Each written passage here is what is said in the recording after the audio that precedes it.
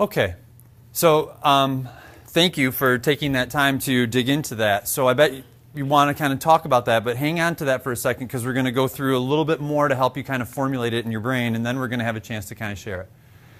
So the next piece I want to do is you had a chance to kind of go there. Now we're going to go ahead and dive right into the book. We're going to go to page 2. On page 2, and what I really like about on page 2 is it's giving you questions coming from the different content areas. And I know we've got an elementary group, but one of the challenges you have being elementary is that you have all 4 content areas to consider.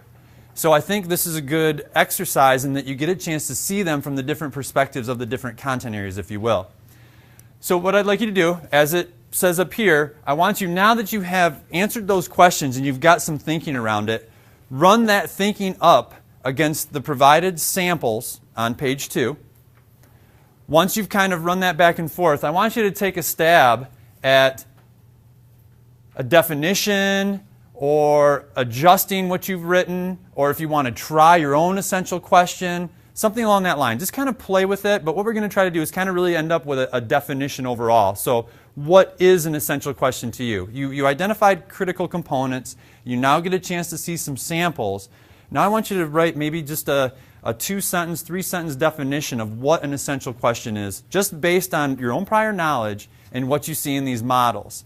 And that just kind of sets the stage then for what it means to you. And then we'll dive a little bit deeper into what the book says specifically about essential questions. Okay?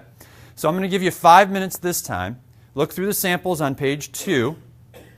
And once you've done that, run it up against what you did your writing around, and then make adjustments to what your writing was, or generate a definition of an essential question, or move from there. Are there any questions that you have? Okay? All right, go ahead and do that. I'll give you about 5 minutes and I'll check back in.